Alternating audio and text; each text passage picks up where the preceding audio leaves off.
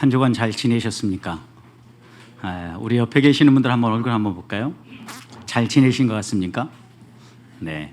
우리 그러면 한번 이렇게 인사해 볼까요? 아침 식사하셨습니까? 네. 대답하셔야죠. 아침 드신 분도 계시고 드시지 못한 분들도 계실 텐데 아침을 잘 드셔야 건강한 삶을 유지하는 데 매우 중요하다고 합니다. 아침에 식사를 하지 않으면 밤새 주무시면서 에너지를 다 써버리기 때문에 아침 시간에 활동을 할 때 에너지가 부족하다고 합니다. 그래서 일의 능률도 떨어지게 되어 있고 이런 일들이 반복되어지다 보면 건강도 해치기 쉽다라는 겁니다. 오전 내내 에너지의 부족에 시달려서 열심히 일하다가 점심때 식사를 하게 되면 아무래도 과식을 하게 되고 또 그것 때문에 또 건강에 더 안 좋은 악순환이 반복된다는 것입니다. 그런 점에서 아침 식사 꼭 하시기 바랍니다. 우리의 영도 마찬가지인 것 같습니다. 우리의 영의 건강을 위해서 규칙적인 식사를 한다는 것, 규칙적으로 하나님의 말씀을 먹고 또 건강하게 하나님 앞에서 신앙의 훈련들을 해가는 것은 우리의 영이 건강을 유지하기 위해서 매우 중요합니다. 몇 번 쉬다가 가끔 한번 먹으면서 많이 먹으면 되지 이렇게 생각하는 것은 마치 굶었다가 폭식하면서 영양분을 다 채우겠다라고 말하는 것과 마찬가지입니다. 건강하게 살아갈 수 없다는 이야기입니다. 지난 한 달 동안 여러분 아픈 교회, 어떻게 보면 병든 교회, 죽어가는 교회와 건강한 교회에 대한 말씀을 들었습니다. 혹시 여러분은 건강하다고 생각하십니까? 아니면 혹시 병이 들어가고 있다고 생각하지는 않습니까?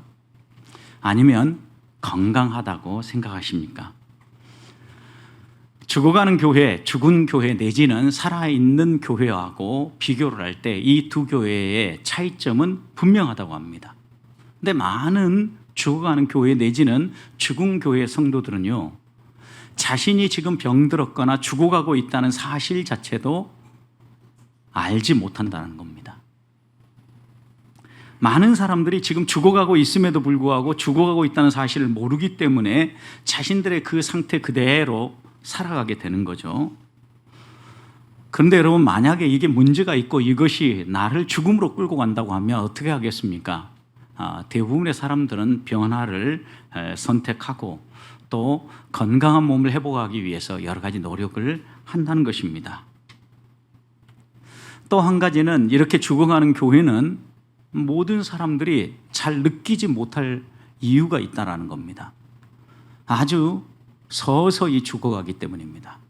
만약에 어떤 증상이 단번에 나타나서 큰 질병이 우리에게 다가와 이게 죽을 고비에 이르게 된다고 생각해 보십시오. 그러면 많은 사람들이 그 전에 미리 준비를 하고 대비를 하지 않겠습니까? 실제 우리가 질병 가운데에서도 어느 날 갑자기 위험한 상황에 빠졌다라고 얘기를 하는데 그건 어느 날 갑자기가 아닙니다. 우리가 느끼지 못했을 뿐입니다. 여러분, 치병률이, 사망률이 높은 췌장암도 생각해 보십시오. 췌장에 문제가 오랫동안 반복됨에도 불구하고 정작 몸은 말하고 있는데도 생활할 그리고 또 먹는 것을 바꾸지 않다가 완전히 문제가 되어서 소화가 안 되고 그 다음에 여러 가지 문제가 부각되고 나서야 치료를 받으려고 하니까 치료가 되지 않고 죽음에 이르게 되는 거죠. 그처럼 많은 사람들이 죽어가는 교회 안에서도 교회 여러 가지 면에서 이미 죽어가고 있는 증상들을 나타내 보이고 이야기하고 있음에도 불구하고 이 정도는 괜찮아. 이러다가 조금 움직이면 좋아지겠지. 이게 약간 통증 느껴지는 거 이건 모든 사람들이 다 그래. 이렇게 생각을 하면서 간과해 버린다라는 겁니다. 사실을 알지 못하는 것도 문제인데 보통의 경우는 분명히 우리에게 무언가 사인이 주어짐에도 불구하고 우리들이 그것을 놓쳐버리고 잊어버리기 때문에 우리가 큰 위험에 빠진다라는 겁니다. 그러면서 대부분 이렇게 죽어가는 교회들은 과거의 영광에 사로잡혀서 지금 현재 상황을 오해합니다. 우리 교회는 이런 저력이 있었어. 나는 이런 신앙의 길을 걸어왔었어. 그러니까 지금은 이런다 할지라도 반드시 이렇게 될 거야 라고 자기 스스로 자기 기만에 빠진다라는 겁니다. 그런데 여러분, 이들의 또 다른 공통점은 이러다 보니까 항상 어떠한 일을 할 때 자기 중심적으로 결정을 합니다. 그리고 외부로 여러 가지 것들을 나누고 또 베풀고 섬기기보다는 오히려 자기와 자기 가족, 자기 교회, 자기 필요를 채우는 내부 지향적인 삶을 살아간다는 겁니다. 이런 삶은 반드시 위기를 만나게 되어 있습니다. 결국은 죽게 된다는 겁니다. 내부 지향적이고 밖을 바라보지 않는 우리들을 향하여서 우리 주님이 이 세상을 떠나시면서 가장 강력하게 권하신 말씀이 무엇입니까? 오늘 우리가 함께 읽었던 말씀처럼 가라는 것입니다. 주님의 대명령, 지상 마지막 위임령은 우리로 하여금 가서 모든 사람을 제자 삼고 세례를 베풀고 또 그들에게 주님의 말씀을 가르쳐서 제자의 삶을 살게 하라는 게 우리 주님의 명령입니다. 처치 엔저스 조사에 따르면 쇠퇴와 죽음의 길에서 돌아서고 회복이 일어나는 교회의 특징이 하나 있다고 합니다. 회복되기 시작할 때, 회복 초기에 반드시 변화가 일어나는데 이 회복 초기에 교회를 섬기는 리더들의 생각이 변화된다는 거예요. 생각이 바뀌고 변화되는데 어떻게 바뀌냐면 그전에는 우리가 현재 처한 상황과 우리 안에 있는 여러 가지 이유가 어려움을 만나는 일들이 옆에 있는 다른 사람 때문에 이런 일이 벌어졌다라고 이야기하던 사람들이 이제는 나 때문에 이런 일이 벌어졌다라고 말하기 시작한다라는 겁니다. 핑계대고 남의 탓을 하던 사람이 내가 잘못해서 이런 결과를 낳았다라고 고백하는 사람들의 수가 늘어나기 시작하고 교회의 리더들이 이런 일을 선택하기 시작하면 그 교회는 살아나기 시작한다는 거죠. 남의 탓하고 다른 사람에게 핑계대면 옆에 힘들어하는 사람을 돌아볼 수 있는 힘이 나오지 않습니다.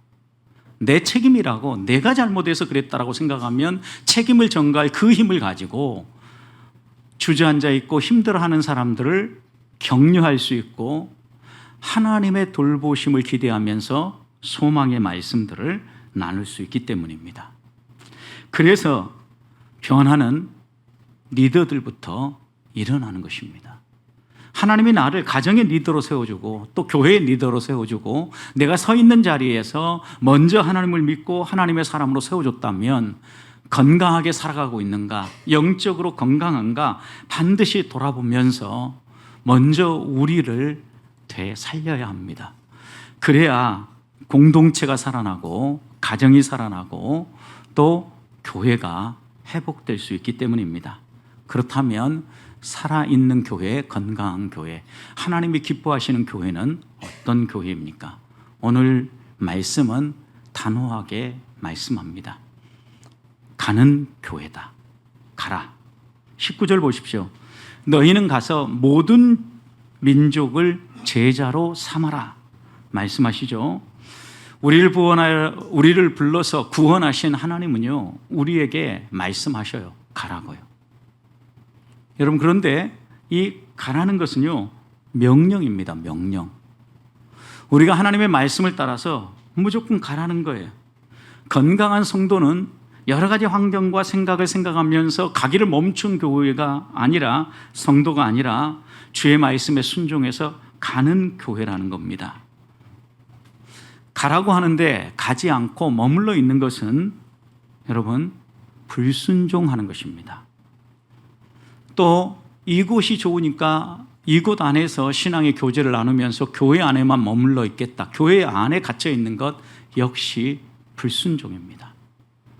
자, 그러면 다시 한번 여러분 생각해 보십시오. 주님이 어떤 특별한 사람에게 은사가 있거나 또 교회 안에 중직자라든가 교회 안에 어떤 사람에게만 가라고 한 것이 아니라 모든 성도들에게 지금 가라고 이야기를 합니다. 가라고. 그런데 가지 않고 주저앉아 있습니다. 그러면 순종입니까? 불순종입니까? 불순종입니다. 자, 그럼 불순종은 죄입니까? 아닙니까? 죄입니다. 죄의 결과는 무엇입니까? 죽음입니다. 자, 여러분 가십니까? 안 가십니까? 죄 짓고 있는 겁니다. 여러분, 성경의 말씀을 가르칠 때 어떤 부분들은 내가 원하는 대로 받고 이렇게 단호하게 정확하게 짚어서 하시는 말씀들은 나와 상관없는 말씀으로 생각합니다. 그 은사가 있는 사람, 가는 것은, 전도하러 가는 것은 누군가 특별한 사람, 오늘 나와서 1단계, 2단계 수료하고 간증한 우리 형제 자매처럼 그런 사람들만 전도하는 거다, 이렇게 생각을 합니다. 여러분, 저는 단호하게 말씀드립니다. 가지 않으면 불순종하는 겁니다. 불순종은 죄입니다. 죄는 망하는 길입니다. 죽는 길입니다. 죽고 싶으면 계속 가지 말고 머물러 있으십시오. 그러나 조금도 살고 싶고 조금이라도 살고 싶고 하나님의 자녀로서 이 땅을 살아가고 싶다면 가십시오. 성도의 정체성은 머물러 있지 아니하고 끊임없이 가는 존재입니다. 나그네 정체성으로 하나님의 말씀을 따라가는 거고 하나님이 가라는 곳으로 가는 것이고, 하나님께서 구름 기둥과 불 기둥으로 우리를 인도한다면 그 인도하심에 마다하지 아니하고 가는 사람입니다. 여러분, 그런 점에서 내가 지금 불순종하고 있다고 하면 이 불순종은 고쳐야 합니다. 그래야 살 수 있습니다. 문제는 불순종하면서도 그것을 불순종이라고 이해하지 않는 데 문제가 있습니다. 왜 불순종이라고 이해하지 않을까요? 우리는 나름대로 자기 합리화를 합니다. 나도 가고 있다고 이야기를 하는 겁니다. 나는 가는 척하고 있는데 내 마음은 그것은 아닌데 주님이 가라는 말씀대로, 여기 오늘 말씀 보면 모든 민족에 가라고 하는데 모든 민족은 두 번째 치고라고 내 주변에 있는 사람에게도 가지 않습니다.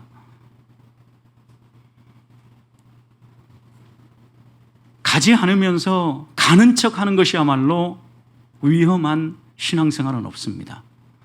가지 않으면 솔직히 가지 않는다고 인정하고 회개하고 은혜를 구하고 하나님 가고 싶습니다, 가겠습니다, 힘을 주십시오라고 기도하는 사람이 살아날 수 있는 사람입니다. 환경이 지금 그래. 요즘은 가서 전도지 나누고 교회 소개하면 미친놈이라고 이야기를 해. 환경 탓을 합니다. 사람들 탓을 합니다. 여러분, 오늘에만 이런 일들이 있었던 게 아닙니다. 성경이 쓰여던 시대는 기독교인들을 아예 사냥하듯이 죄인으로 낙인을 찍어서 처형하던 시대입니다, 여러분.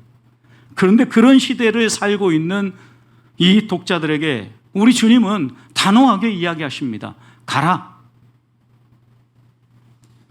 여러분, 그런데 왜 우리가 가지 않는가 또 생각해 보십시오.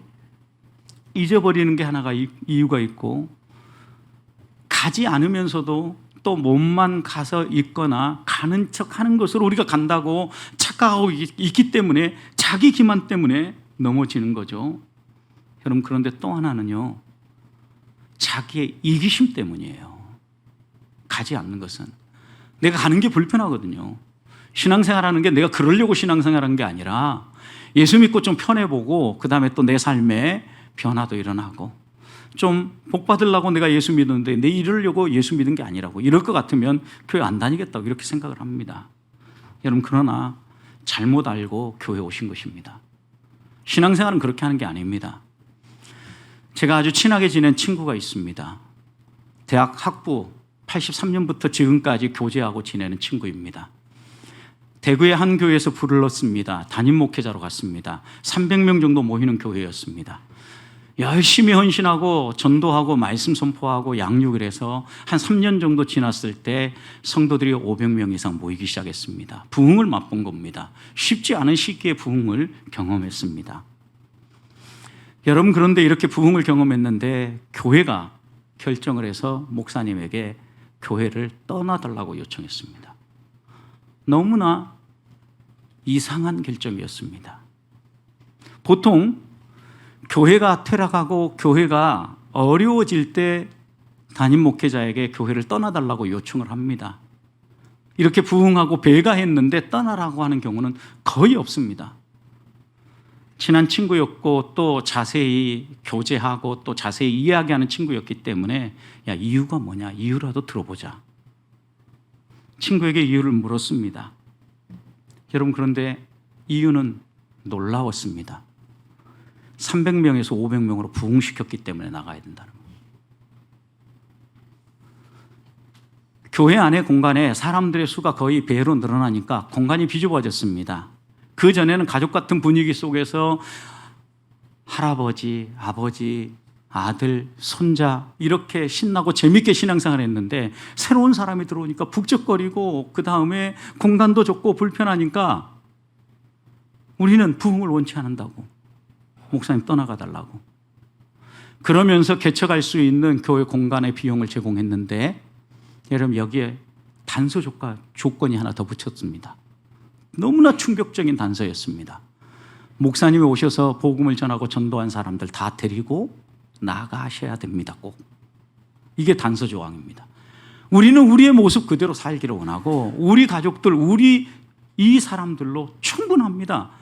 그러니 목사님, 교회 하실 수 있도록 모든 것 저희가 임대하고 그럴 테니까 그 사람들 다 데리고 나가십시오. 지금 이 친구는 개척해서 신나게 재밌게 목회를 잘하고 있습니다. 여러분, 그런데 왜 이 교회가 이런 선택을 했을까요? 남의 나라 얘기가 아닙니다. 우리나라 조금만 내려가면 있는 곳에서 일어난 이야기입니다. 너무나 잘 아는 친구에게 일어난 이야기입니다. 교회는 철저하게 자기중심적이고 자기들만의 리그를 만들고 자기들만 말씀 듣고 신앙생활하면 된다라고 생각을 하니까 이런 결과가 나온 겁니다. 어떻게 보면 그대로 머물러 있기를 원하고 자기들만을 위하는 위기심이 결국은 가라는 명령, 이것을 깨트려 버린 겁니다. 여러분, 가려고 생각해 보십시오. 먼저 각오부터 해야 됩니다. 땀을 흘려야 됩니다. 수고해야 됩니다. 그리고 만나는 사람들에게 여러 가지 외면당할 각오를 해야 됩니다. 그러나 주님은 몰라서 가라고 한 게 아닙니다. 그걸 다 알면서도 주님은 우리에게 가라고 하고 계십니다. 가고 계십니까? 우리 교회도 처음 개척했을 때는 열심히 가는 교회였습니다. 그런데 이제 예배당에 여러분 옆을 한번 보십시오. 보기 좋을 만큼 채워졌지요. 빈자리 없이 꽉 채워지면 불편할 것 같죠. 그래서 안 가십니까? 죽는 일입니다, 여러분. 저에게 가라고 이야기한 게 아닙니다. 저에게만, 전도의 은사가 있는 사람들에게만 가라고 이야기한 게 아닙니다. 저희 교회도 여러 가지 이유 때문에, 여러 가지 환경 때문에 가는 게 불편해서 수요 전도대가 쉬겠답니다. 그래요? 쉬십시오. 그러나 이게 2주 반복되는 걸 보면서 이러다 보면 아예 쉬겠구나 생각이 들었습니다. 누구라도 가야 되겠다는 거죠. 저는 가는 것처럼 쉬운 일이 없다고 생각하는 사람입니다. 목사님 2분하고 같이 가자. 가양역에서 30분, 1시간, 아무 시간도 아닙니다, 이거는. 그런데 우리가 이 순종조차도 안 하려고 하는 겁니다.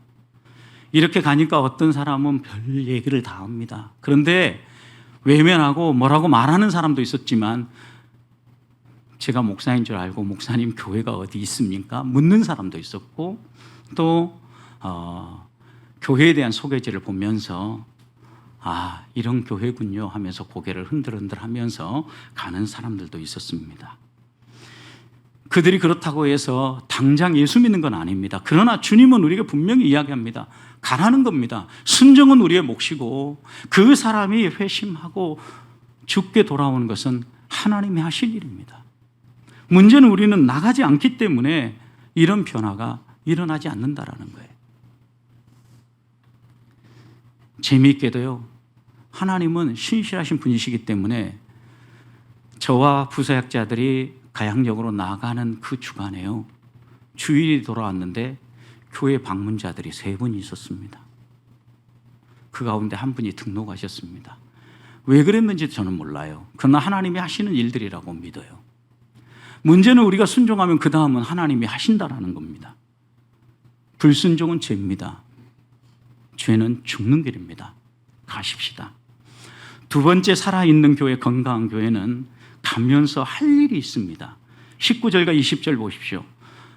가면서 해야 될 일 세 가지를 얘기합니다. 제자를 삼아라, 세례를 베풀어라, 가르쳐 지키게 하라고 이야기를 합니다. 여러분, 그런데 제자를 삼는 일은 쉬운 일이 아닙니다. 그런데 우리 주님은 모든 민족을 제자를 삼으라고 이야기합니다. 또 세례를 베푸는 일이 쉽지 않지만 성부, 성자, 성령의 이름으로 세례를 베풀라는 것은 성부, 성자, 성령이 어떤 분인가를 잘 가르치고 깨우쳐서 세례를 받게 하라는 것이죠.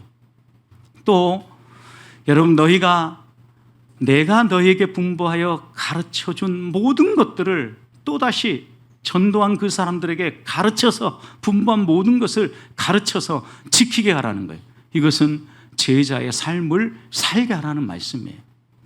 여러분, 하나하나 생각해 보십시오. 가는 것은 쉬웠습니다. 그런데 가서 그 사람이 믿고 예수 그리스도를 믿기로 다짐하면서 한 사람 한 사람 교회로 돌아올 때 그 다음 교회가 해야 될 일이 뭐냐라는 거죠. 제자 삼는 겁니다. 교회는 가르치는 일을 포기해서는 안 됩니다. 부단히 가르쳐서 제자를 삼고 주의 제자로 다듬어지는데 우리만이 아닙니다. 대한민국만이 아닙니다. 모든 민족입니다. 선교사를 파송해야 되는 이유가 여기에 있고, 우리가 가지 못하는 곳에 대신 가서 일하는 사람들을 적극적으로 후원하고 지지해야 되는 이유가 여기에 있는 겁니다. 세례를 베풀라고 했습니다.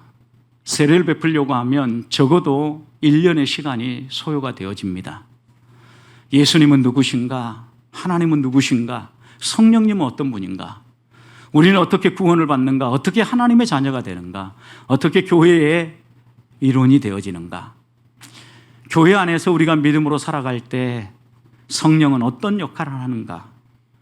우리의 인생의 마지막 끝자락에 오면 종말에는 어떤 일이 벌어지는가? 이런 것을 하나하나 보고 배우고 경험하는 것, 이것이 교리를 가르치는 과정이죠, 여러분. 이렇게 교리를 어느 정도 이해하고 예수님을 개인의 구주로 영접한 사람에게 세례를 베풀라는 거예요. 이렇게 세례를 베풀고 나서 이들이 세례를 받고 교회 멤버가 되어지면 교회 멤버가 되는 데서 멈추지 말고 이들이 책임 있는 제자로 살아갈 수 있도록 주의 말씀을 이제부터는 큰 구원의 도리와 교리들만이 아니라 하나하나 세부적인 것까지 내가 너희에게 분부한, 그 다음 뭐라고 그랬어요? 모든 것이라 그랬어요. 성경의 모든 것을 가르치라는 거예요. 그리고 그것을 배워서 그대로 살아갈 수 있도록 제자로 양육하라는 겁니다. 여러분, 그런데 재밌게도 가라는 이 명령과 함께 쓰여진 이 세 개의 또 다른 명령은요, 현재 분사형입니다. 헬라어에서 현재 분사는 끝나지 않은 행동을 의미하는 동사입니다. 결국 너희는 가면서 계속해서 제자를 삼고, 너희는 가면서 계속해서 세례를 베풀고, 너희는 가면서 계속해서 가르쳐 지키게 하라는 거예요. 한 번 했다고 끝나지 말고, 과거에 이렇게 했다고 만족하지 말고, 주님 오시는 그날까지 아직 내 생명이 붙어 있다고 하면 하나님이 왜 내게 생명을 연장시켜 줬는지 놓치지 말고 계속해서 제자 삼고 세례 베풀고 그리고 가르쳐 지키게 하라는 것입니다. 어떻게 보면 이것은 우리들이 성도답게 살아가기 위해서, 이 땅에서 건강한 하나님의 자녀로 살아가기 위해서 꼭 필요한 것입니다. 하나님은 우리에게 이 모든 것들을 다 하라고 말씀하시는 겁니다. 요약하면 복음을 전해서 주의 제자를 삼으라는 것입니다. 사랑하는 성도 여러분, 여러분이 복음을 전해서 제자로 삼은 사람이 있습니까? 어떤 분은 일생일대 동안 한 번도 복음을 전해본 적이 없다고 이야기를 합니다. 여러분, 그런데 복음을 전해서 복음 전하는데 멈추지 말고 제자를 삼으라는 것입니다. 그렇다면 하나님이 우리를 부르신 이 부름에 마음을 새기면서 적어도 이 명령이 잊혀진 명령이 되지 않도록, 그리고 가지 않으면서 가는 척하면서 간다고 오해하면서 자기 기만 속에서 살아가는 성도가 되지 않기 위해서 오늘 또 나는 가고 있는가? 걸어가는 나의 이 순종에 하나님의 손길이 나타나서 하나님이 이런 순종으로 제자 삼은 일꾼이 있는가? 한 사람 한 사람 과거형이 아니라 현재형이 되어서 지금도 가고 지금도 제자 삼고 지금도 하나님의 일꾼들을 교회 안에 세움으로 여러분을 통하여서 하나님의 영광을 받으시기를 주님의 이름으로 축복합니다. 마지막 한 가지가 더 있습니다. 하나님은 이렇게 보내고 우리가 이렇게 가서 제자 삼는 일이 쉽지 않다는 걸 아셨기 때문에 20절 약속을 주십니다. 내가 세상 끝날까지 너희와 항상 함께 있으리라. 함께 하시겠다는 겁니다. 여러분, 그런데 여기에 함께 해 주시겠다고 약속하신 분이 누구십니까? 18절 보십시오. 땅과 하늘의 모든 권세를 위임받은 우리 주님입니다. 땅과 하늘의 모든 권세를 위임받았다라는 것은 천지 만물을 창조하시고 다스리며 이끌어 가시는 전지전능하신 하나님이란 뜻이죠. 여러분, 이런 하나님이 우리와 함께 하십니다. 두려울 게 뭐가 있습니까? 순종하여 가기만 하면 그 다음은 하나님이 하시는데요. 그래서 하나님은 우리에게 낙심하지 말도록 내가 함께 해줄 테니까 설령 어떤 어려움을 만난다 할지라도 포기하지 말고 가라 라고 얘기합니다. 나와 함께 해주시겠다는 이 약속의 말씀을요, 병행 구절인 마가복음 16장 15절 이하에서는 이렇게 표현했습니다. 또 이르시되 너희는 온 천하에 다니며 만민에게 복음을 전파하라. 믿고 세례받는 사람은 구원을 받을 것이요 믿지 않는 사람은 정죄를 받으리라. 여러분, 이 말씀에도 분명하죠. 너희는 가서 만민에게 복음을 전파해. 이건 우리의 책임이에요. 그 다음은 하나님이 하시는데요, 믿고 세례를 받는 사람은 구원받고 거절하고 믿지 않는 사람은 정죄받을 것이다. 그러니 그거 결과 때문에 너희들 주저하지 말고 가라. 가서 전파해라. 그러면서 약속을 또 주십니다. 마가복음 16장 17절 믿는 자에게는 이런 표적이 따르니 곧 그들이 내 이름으로 귀신을 쫓아내며 새 방언을 말하며 뱀을 집어 올리며 무슨 독을 마실지라도 해를 받지 아니하며 병든 사람에게 손을 얹은 즉 나으리라. 여러분, 이 말씀을 요약해 보십시오. 어떤 권세를 주셨습니까? 주님이 함께 하심으로 우리에게 주어지는 은혜와 복이 무엇입니까? 사탄의 권세를 물리치고 결박할 수 있는 힘과 능력을 주셨다라는 거예요. 두려워하지 말라는 거예요. 이 세상의 권세가 아무리 강력해 보이고 사단이 우리를 잡아먹을 것처럼 우는 사자처럼 달려온다 할지라도 절대 잡아먹히지 않는다라는 겁니다. 그 사탄을 제어할 권세를 하나님이 우리에게 주셨기 때문입니다. 그래서 믿음의 사람들이 그 하나님의 권세를 믿고 사단을 물리치면 떠나가는 이유가 여기에 있는 것입니다. 그것만이 아닙니다. 뱀을 집어들고 어떤 독을 마셔도 해를 받지 아니하고 더 나아가서 병든 사람을 치유하며 하나님 나라를 회복해 가는 이 과정에 우리 주님이 하신 것 같은 놀라운 은혜와 역사를 이루어갈 수 있도록 하나님 우리에게 능력까지 위임해 주셨다라는 겁니다. 하나님이 원하는 것은 순종입니다. 저는 한 잠에 잊지를 못합니다. 겨우 30이 넘었습니다. 결혼하고 얼마 되지 않았는데 질병이 발병했습니다. 자궁암이었습니다. 이 암이 온몸으로 퍼지면서 복수가 차면서요, 올챙이 배가 돼가지고 밤에 잠을 잘 수 없는 사람입니다. 의자에 기대어서 겨우 쪽잠을 자면서 버텨내는 자매였습니다. 그런데 이 자매는요, 어린 시절에 아버지가 의사였고 아프리카 선교에 헌신한 아버지였기 때문에 이 아버지와 함께 곳곳을 다니면서 어려운 사람들을 돕기 위해서 애썼던 사람입니다. 아버지가 이렇게 얘기했습니다. 그렇게 헌신하고 봉사했는데 우리 딸에게 왜 이런 일이 일어났는가? 저도 거기에 대한 답은 할 수 없었지만 오히려 이것이 무언가 이 가정에 의미가 있었기 때문에 하나님이 행하신 일이 아닐까 말씀드릴 수밖에 없었습니다. 그런데 이 자매에게 제가 찾아가게 된 이유는 이 자매가 세상 떠나기 전에 다시 한 번 더 복음을 새기고 구원의 확신을 분명히 하고 세상을 떠났으면 좋겠다라고 생각해서 저에게 복음을 들려달라는 요청이었습니다. 복음을 들려주고 이 자매와 교제하면서 이 자매가 믿음의 확신 가운데 서 있다고 생각되어질 때입니다. 한 달 이상 지나갔던 것 같습니다. 근데 이 자매가 계속해서 저와 교제하고 말씀을 나누면서 마음에 부담감이 하나 생긴 것 같습니다. 이렇게 하나님께서 놀라운 은혜로 구원을 해주셨는데 곰곰이 생각해 보니까 내가 주의 교회를 위하여서 하나님의 영광을 위해서 특별히 한 게 없다고, 어린 시절에 아버지 따라서 선교 활동 갔던 것밖에 없다고, 복음을 전하고 싶다고. 그러면서 이 자매가 이렇게 얘기하는 겁니다. 방배 전철역에서 나와서 올라와 보니까 기타를 치면서 전도하는 사람들이 있던데 나도 그 옆에 가서 전도하고 싶다고. 제가 그렇게 얘기했습니다.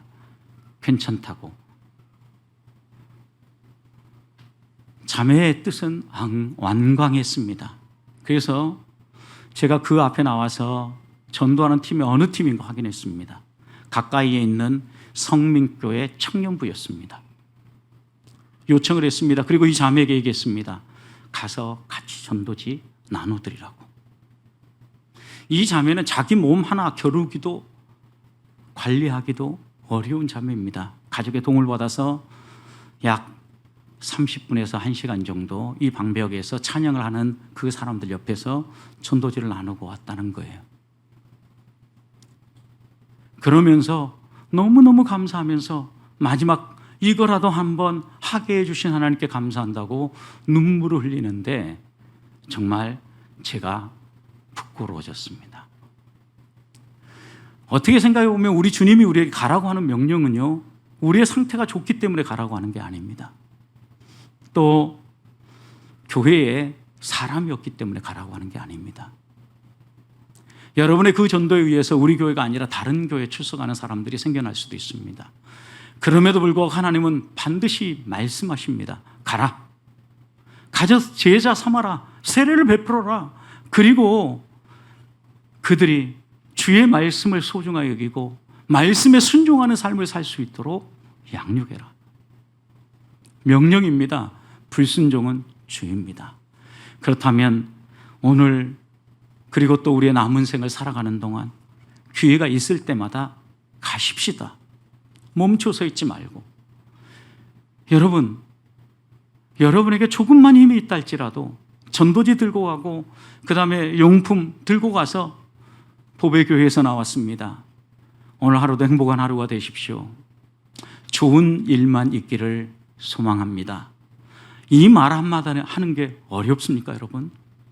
하십시다. 그리고 가서 이렇게 나눔으로 우리 주변에 하나님이 구원하시기로 작정한 사람들을 구원하게 해주심으로 약속하신 것처럼 믿고 세례를 받는 사람들은 구원을 받고 믿지 않고 거절한 사람들은 정죄를 받는 하나님의 손길이 드러날 수 있도록 우리의 생을 살아가는 주의 자녀들이 되시기를 주님의 이름으로 축복합니다.